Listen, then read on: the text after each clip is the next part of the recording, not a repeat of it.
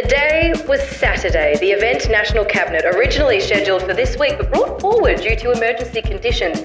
And just how are the conditions? Well, we've got hospitals at breaking point, case numbers surging, and mild gusts. Perfect for backflipping. Here we go. The Prime Minister steps up. There's a lot riding on this. It's been a baptism of fire, that's for sure. A bend of the leg, strong momentum. He's pulled it off. He's landed the backflip. But how will it be received? Jeers and cheers alike in Canberra here. We'll see how the nation responds.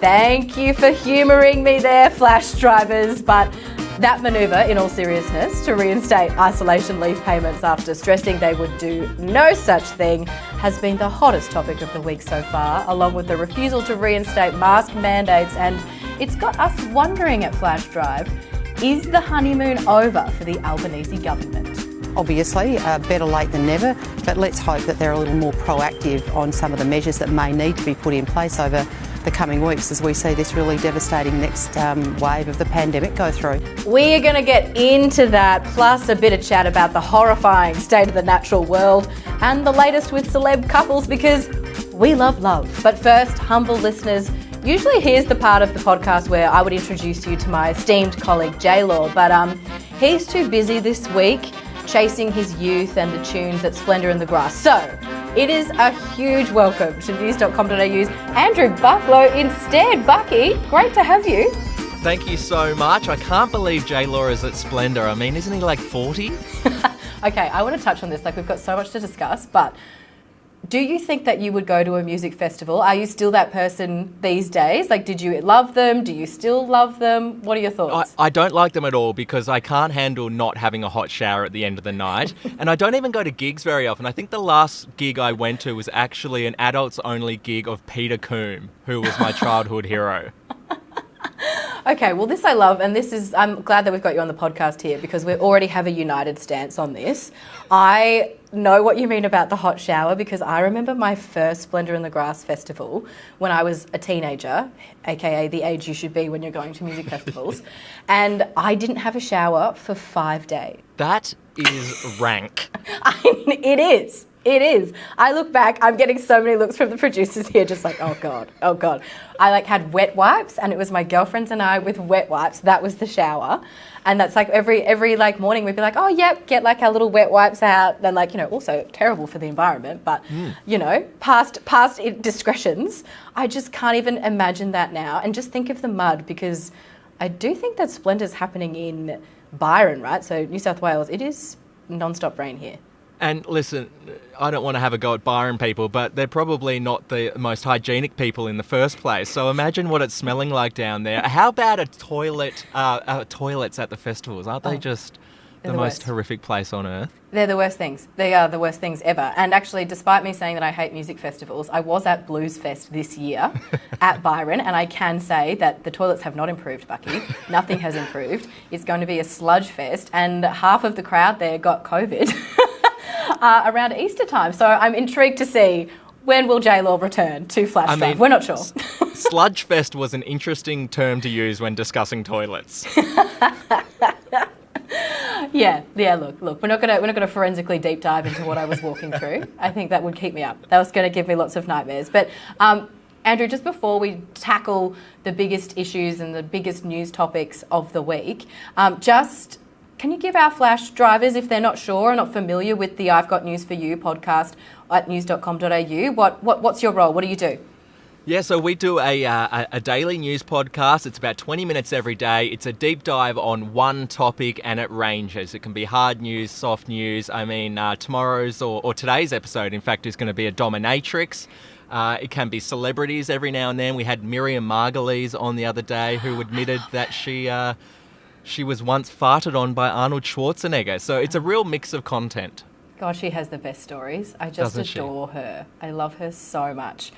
So guys, everyone listening, everyone watching our record, you can listen to that podcast after you listen to Flash Drive, of course. Let's get into it, because as of Wednesday, if you contract COVID now and you need to isolate but you don't have access to sick leave, you will again be eligible for a $750 payment to stay at home after a big backflip from the Albanese government. People are really struggling. If we're asking casuals to stay home and self-isolate if they're sick and they've got absolutely no money coming in, it's pretty hard to pay the rent, buy the food that you need to put on the table. I think this is a very sensible change. Okay, so that was the Environment Minister, Tanya Plibersek, but not everyone saw it like that. They had to be dragged to the table kicking and screaming to extend this particular COVID pandemic disaster payment for people who are unable to rely on their sick leave or other measures to support them if they have to isolate because they've got COVID or looking after someone. So obviously we welcome the decision. Shadow Health Minister Anne Ruston there. Bucky, what do you reckon? Is this the first time that we've actually seen the Albo administration under pressure? Yeah, I think so. I think it was a bit of a misstep by the Albanese government not to announce this earlier, to come out and say that they weren't going to extend these pandemic payments. But I kind of like that they just got it done. There was so much community anger. They obviously listened to what the people were saying. They understood that, yeah, it was kind of unfair. They need to find the money from somewhere, so they made the right call. And I like that they did that. It didn't drag on too long where it has with previous governments. So I'm all for Albo at the moment. Bit of a misstep, but good on him. So I'm intrigued. So you think that since he's taken power, he has had this real honeymoon period.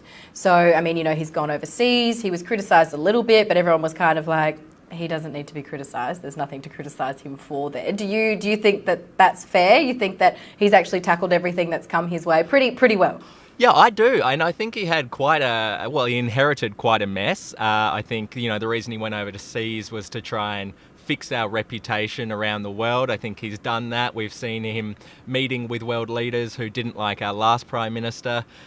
He probably does get a bit of a favourable coverage from the media at the moment, but, he's new and he hasn't made any major errors so far. So good on him, I say.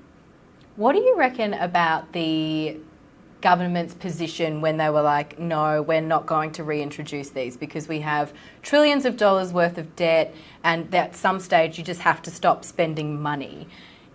Do you understand that? I think that is a fair position, right? At some stage, we do have to tackle this debt. You do, but obviously people are struggling right now, and I think that, that is something that they can think about later on. But if people are really struggling to put food on the table, we've got cost of living crisis at the moment. COVID is coming back with a vengeance at the moment. We've got another wave. So many people will be missing out on work. They're missing out on money, therefore. So, I think it is important that these casual workers who don't have sick leave can get money to survive. And I think it's a good thing that the government's done that and realised that. Yeah, and I think you're right, because also I guess it is still one of those mandates that we have. If you contract COVID-19, you're meant to isolate and stay inside for 7 days. So, of course, it just makes sense that if you can't go to work, then there should be at least some incentive for you to adhere to that rule from a public health perspective. But what do you make, Bucky, of this week there's been so much chat, so much debate on and back and forth about whether or not masks should be mandated, whether or not the government's doing enough, because cases are surging around the country. Firstly, are you worried about getting COVID again? I've had it earlier this year. I'm so worried about getting it again because so many people seem to be getting it. My uncle just flew up from Melbourne to Sydney. I was going to see him for the first time in about 2 years. He's now stuck in a hotel down the road in Surrey Hills because he got COVID on day 2 in Sydney. So I'm not going to see him at all. I am so worried about it. But you mentioned mask mandates there, and honestly, this is a thing I can't quite get my head around. Yes, the government hasn't come out yet and said, oh, you have to wear a mask. But we're all smart enough to make our own decisions and put a mask on. You don't have to wait for the government to tell you, oh, you should be wearing a mask. Just put on a mask. But do you get because I do think, I agree, just wear a mask, but also I do think that it is confusing for people. It could just cut out a whole bunch of red tape if the government was no, masks need to be mandated again, especially in high-risk areas, rather than a strong recommendation. You'll actually be fined. Do you think that Aussies need that little bit extra, no, there's consequences if you don't do this? That's a good point. When there is cash on the line, you're probably more inclined to follow the rules. It's a good point, but then again, I know this is something that Mr. Albanese has brought up. I don't know why I'm calling him Mr. Albanese like he's my dad or like the school principal or something. It's proper. But it's proper. it's the Respect, police yes. who have to enforce those rules, right? They're the ones that have to go out in public and find people.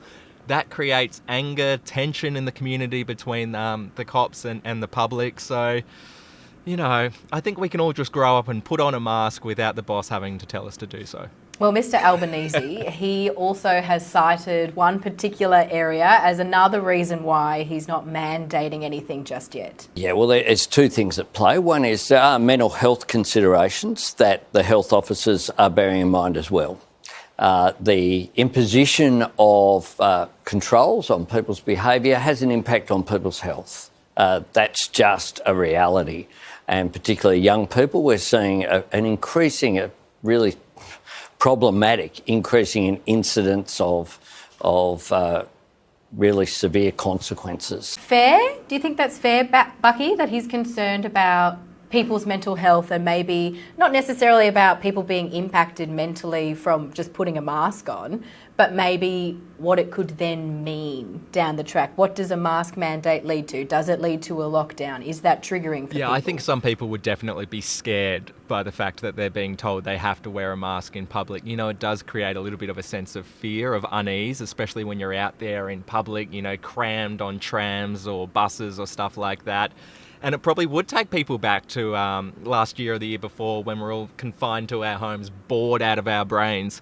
So, you know, I think that is a fair reason, but, you know, I don't think that is a really valid reason if things get really bad not to bring back a mask mandate. How did you go in lockdown? Because, you know, this is our first time chatting. How did you handle it? I didn't enjoy it at all because I'm a fairly social person. So I didn't like it, but I found the key was just exercise, and I was just doing that in my house as often as possible. I live in an apartment building, so there would have been so much kind of banging coming from my floor each day from jumping around doing star jumps that my neighbours would have had some serious questions about what I was getting up to. But yeah, it wasn't too bad, you know. At the end of the day, we got through it, and I'm not an alcoholic. What about you? I hated it. Did you? So I was, oh my God, so I was in Melbourne for the 98 lockdowns and I found it so tough. I remember thinking, you know, the first one, because everyone's going through it, I was like, oh, you know, it's kind of, there's a novelty here, it's kind of fun. Then it was like a serious threat that you could legit get COVID and no one was vaccinated yet, of course. So then it became quite scary. And then it was like, oh, you're back in lockdown, but it's only for a week. And then it like never ended. And I remember just being like, I found it so hard to concentrate on anything. Like I know there's these stories of people in lockdown who get fit like yourself or, you know, somehow write a book or created a podcast, all this. I was like flat out, just like, I don't know where the time went. I went into like some kind of time warp because my brain could not function on anything. And I just spent most of it watching British crime shows, which is really sad. So you didn't have any hobbies or anything like no, that? No, I mean, I picked up knitting, just to go back with my British crime shows because I am 94 years old, Bucky. But like, so I would knit and I would crochet and I'd be like super attractive to my partner who's like, am I marrying a 94-year-old? And just try and get through. It was really mentally draining for me. So whilst I am with you and I think that it's super simple to have that personal responsibility and that individual responsibility and agency to just wear a mask when you need to. So, you know, public transport, wear a mask. If you're going to a hospital, wear a mask. You know, if you're in a crowded room inside, wear a mask. I think that is pretty simple. But every time I do put it on, I do have that thought of lockdown. Like it's just there. It's Would just you in my like to head. know the saddest thing that I did during lockdown? This is so Yes, pathetic. of course I do. Of You course think I wanna know. knitting's bad? Okay. I loved going to the shops. I still love going to the shops and, you know, getting lollies, like pick and mix lollies. Oh my God, stop. Yes. And that was like kind of- outlawed. That was one of the first things outlawed. Yeah. I know, which is so devastating to me. So I would set up these little lolly stations at home where I would go and buy like 30 bags of lollies. And then I would put them all in different containers and then I would get myself a little bag and I would go along and I'd get some tongs and I'd take one from there and two from here and make myself little lolly bags. What a loser. I can't believe I'm saying this. I think that's so wholesome. I think it's wholesome. It's pathetic. Embarrassing, yes. But wholesome. I'm also thinking now, like with the mandates and this whole discussion about it, right? And this real reticence, I guess, from the government, there's no other way to say it, to mandate things again and put in these stricter health measures. Can you see a time, probably in the not so distant future, where people who are COVID positive, if they're vaccinated, if they're asymptomatic, could actually be like walking around now? Do you know what I mean? And like the isolation rules themselves may start to be shortened. Well, I know that that's been pitched by the New South Wales Premier and that's been rejected by Mr. Albanese, but I really hope not. Like, I really hope that they don't get shortened or scrapped altogether, because it would just make me even more uncomfortable about being out in the public. And at the moment, I'm working in the office and you hear one person cough and you just like everyone turns and looks at them. And that's what it would be like in public, and so much worse if you knew that there were COVID positive people allowed to roam free. But with the huge, you know, percentage of people who are vaccinated now in Australia, I think it's something like 4% of Australia isn't vaccinated. And those people who are still not vaccinated are not going to get vaccinated. Does there need to be a greater push for people to be encouraged to get their, you know, third and fourth doses? Yes. But don't you think that like there's an argument there for we're kind of at the stage where we've done all that we can, right? Yeah.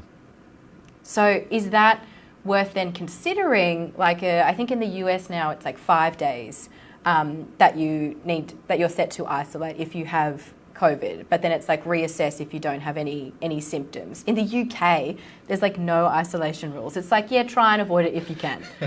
Try and avoid going outside and contact with people. And if you're in a facility, like the vicinity of someone who has like health problems, then yeah, maybe avoid that. I was like, maybe avoid that. Okay, this is like their full-on, like, proper health advice. Yeah, that's crazy, isn't it, that you're just allowed to roam free in the UK? I don't think there needs to be an incentive. I don't think we need to scrap it. I mean, if the Chief Health Officer of Australia is saying, you know what, guys, we should still be isolating, it's better for everyone, then I think we should just do it. And there's obviously not sick people, but, you know, immunocompromised people out there, or people who are susceptible to getting this virus and it like really wreaking havoc on their body. I think they need to be protected as well, and we should probably take some responsibility to protect them for that. So listen to Mr. Albanese, everyone, is what you're saying, Bucky. Listen to Mr. Albanese and the Chief Health Officer. Wear the masks, but you don't have to, but wear them. Exactly. Yeah.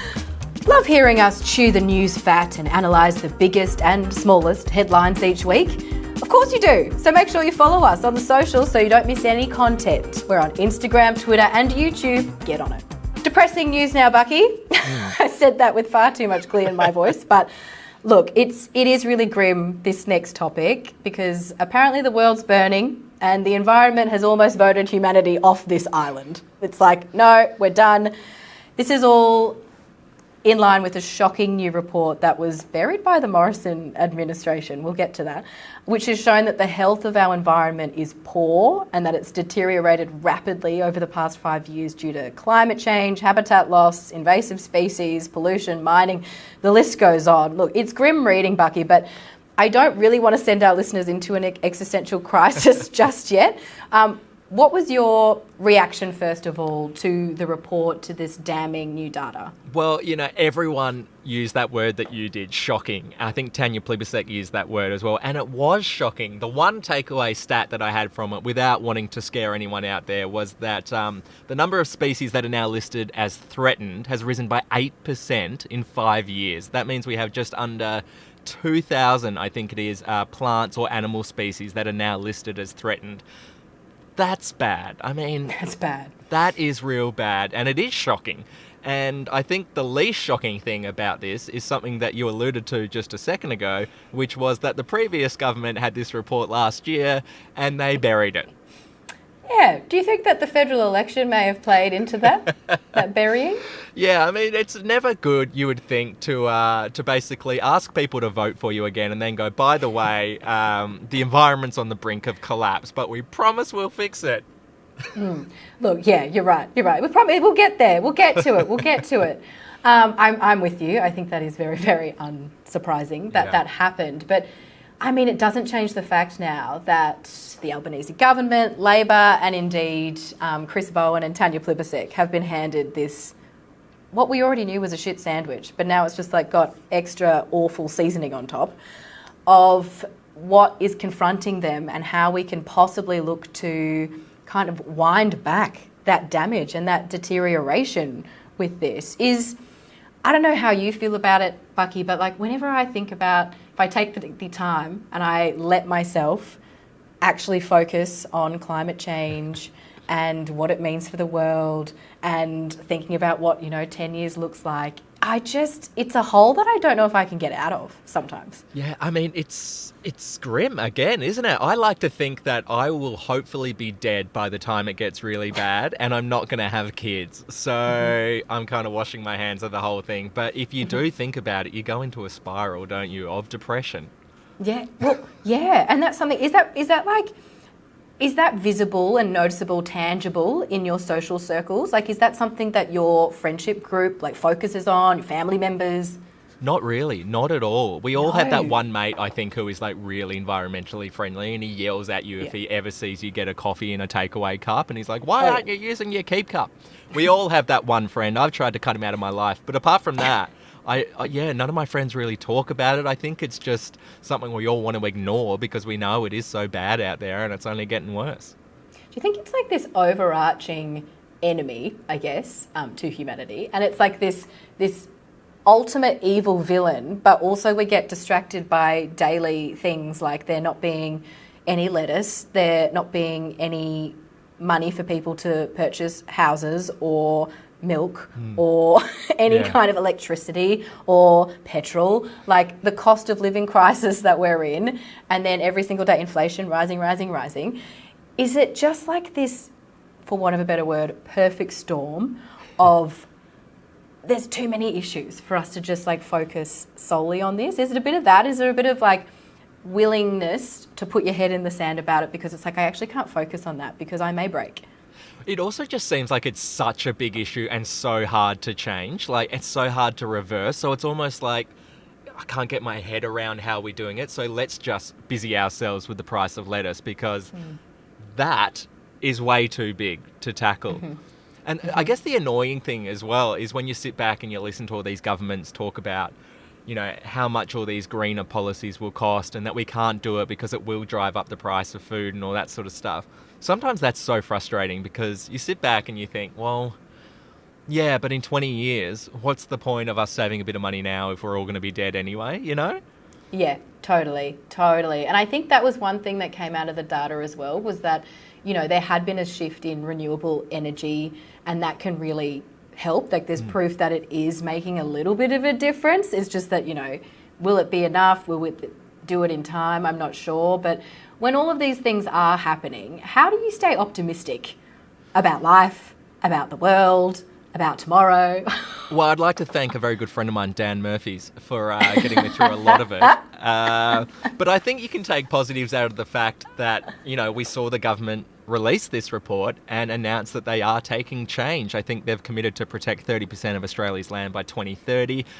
They've suggested that there'll be environmental law reforms brought into Parliament next year. They're looking at setting up a new independent environment protection agency. So when you see that there are things happening, that the wheels are in motion and we are going to try and tackle this crisis, that fills you with a little bit of hope, I reckon. Thanks, Bucky. It saves me from rocking in the corner for a little bit. You're welcome. I'll still send you a lolly back. Great, thank you. Good. That's good for the rocking. I love it. Remember, Flash drivers, if you're loving the podcast, let us know. Subscribe and leave 5-star reviews. That's right, 5-star reviews. Tell your friends, tell your enemies. Everyone needs to be across the news of the week. It's official. Jennifer Lopez and Ben Affleck are married. After getting engaged for the second time in April, the lovebirds tie the knot on July 16th in Las Vegas. Jen confirms the news via her On the JLo newsletter, sharing pictures and videos from the ceremony and writing, quote, "We did it. Love is beautiful. Love is kind. And it turns out love is patient. 20 years patient." Let's move to something not so grim, something that we can really kick our heels up and just celebrate, Bucky, because what a week it has been. For pop culture tragics like myself and hopefully you, the re-emergence of Bennifer 2.0. J-Lo is now Jennifer Affleck after marrying the actor Ben. 2 decades and 2 whole lifetimes, really, when you think about it, after they first got together. First question, do you care? Absolutely not. Oh, good. Oh, no. No. I went too early. I went early. Oh, no, you don't care. Absolutely not. I'm sorry, I can sense your excitement and happiness about this, but I just find them 2 deeply unlikable people. What? Hang on. Stop. Throw the rundown out. We've got to focus in on this. So, why don't you like Jennifer Lopez and fun? Why? Okay, I like fun. I see what you're doing there, trying to sneak that in the side. Jennifer Lopez, listen, I think she's very talented, but I think that she doesn't seem like the friendliest of people. And you hear these stories about her in the press. I've even spoken to some Aussie radio hosts who said that they had a very awkward encounter with Jennifer Lopez before when they were interviewing her. So, I don't know. She just kind of seems like a little bit... not my kind of person. So, I couldn't care less about her happiness. But I'm excited for you because... you're obviously very happy. Why are you so into J-Lo and her love? I just like... it's twofold here, right? Because I think when they first got together, I just thought, oh, that's a nice coupling. Like, you know, the queen of pop and this actor. I always get confused when they call them Bennifer because I'm like, that's putting him before her. And I'm like, but she's like Jennifer Lopez. Like, yeah, okay, he's won an Oscar and he's very talented, writer, actor, director, whatever. But like...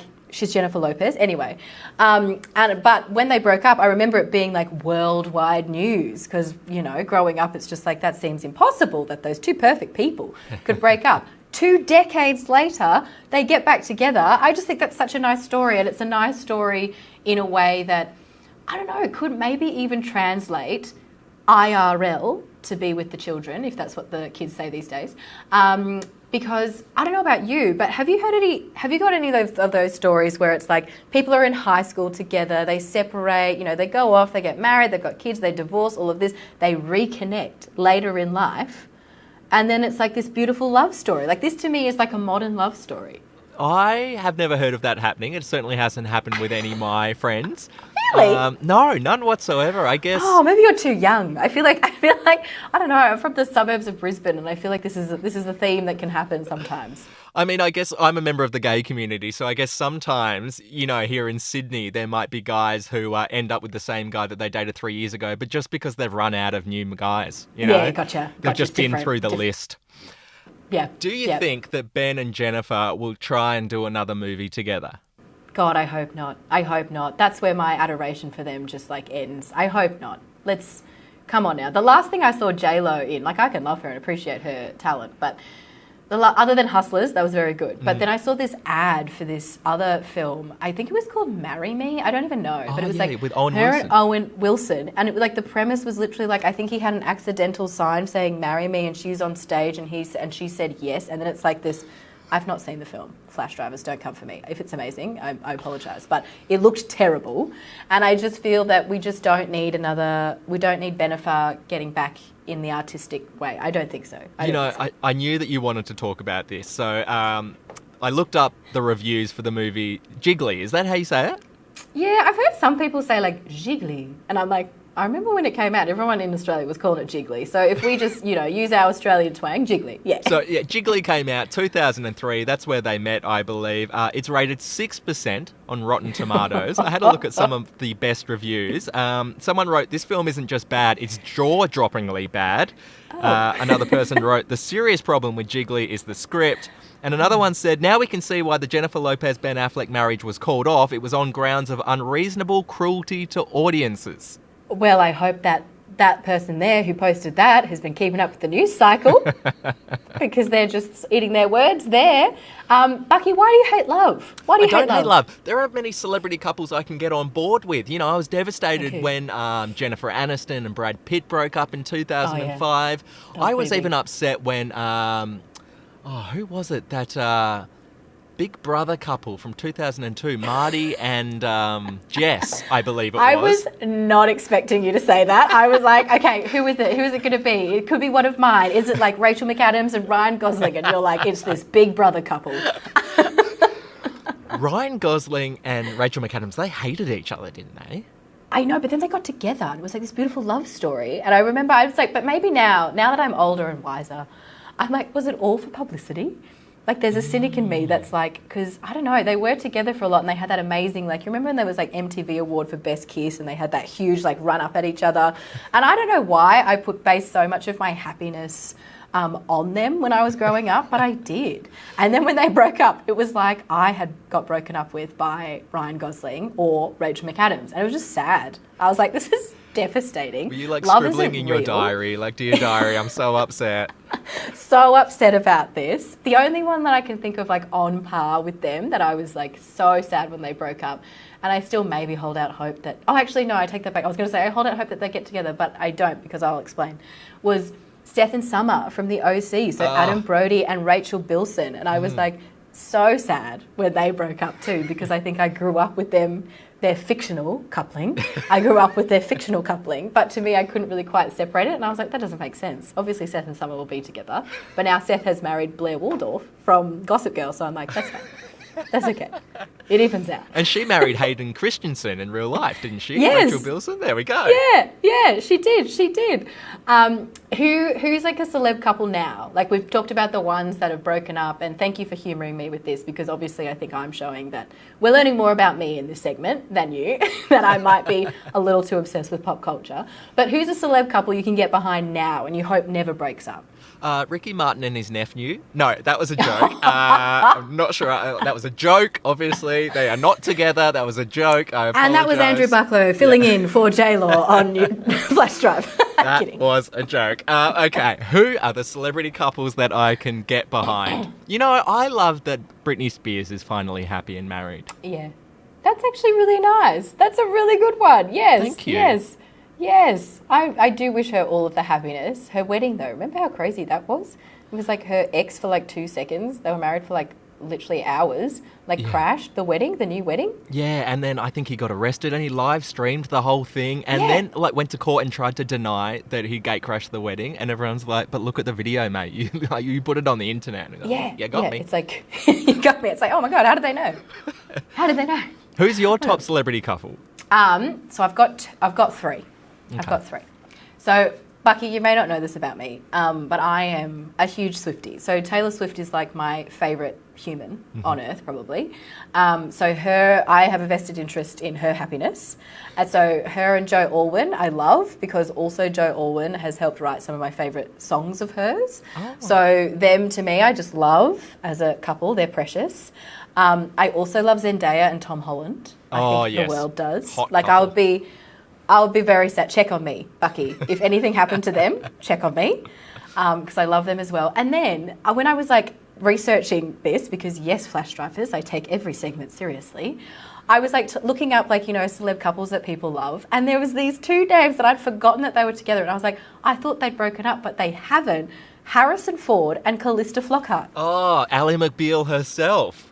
Yes, Ally McBeal and Han Solo, still together, still in love. All like for years, decades it's been now. There's a big age difference there as well, isn't there? I think there may be. I mean, my research has not extended to that, Bucky. Okay, it's just, I just love them. Totally understandable. I think that you and, your partner Rob, you're a celebrity couple now. Maybe you'll be the couple that I crush over from now on. I mean, you could. I'd be up for it. Like, we're pretty private, but, if you would love to give me that adoration, fine. Consider yourself having a new stalker. I feel like that would be like the bad version of stalking, where I'd encourage it, and that you shouldn't do that. And you'd only know that I've been like in your house if you'd see like little lollies left on the floor. A trail, and I'd be like, Bucky. A party mix. Just before we go, a quick shout out to our special bonus episode of Flash Drive this week. You may have already seen it, listeners, but it's an interview with world-renowned journalist Yalda Hakim, who took a call from the Taliban live on air as the fall of Kabul was happening. Do not miss it. Make time. Listen to that one. Andrew Bucklow, thank you so much for filling in to J-Law, teenager J-Law, who's off at Splendour. Hopefully he's having a great time. But thanks for being here. I realised that you didn't reference me as a world-renowned journalist. That was a bit weird. We can add that in post, Bucky. We can add that in post. I'll put it in your intro. Thank you so much for having me. It's been wonderful to sit down and chat with you and your listeners. Remember, you can catch Andrew Bucklow on I've Got News For You, news.com.au's Fab podcast. And just the final word, I think it's only fitting that we give the final word to the outgoing British Prime Minister Boris Johnson today. He had his final question time in charge, and his last remarks were really memorable. See you next week, guys. I want to thank everybody here, and hasta la vista, baby. Thank you. If you enjoy the news and this podcast and want to learn more about Flash, you can sign up at flashnews.com.au. Flash lets you stream more than 25 news channels in the one place. New customers get 14 days free. Start streaming your news today.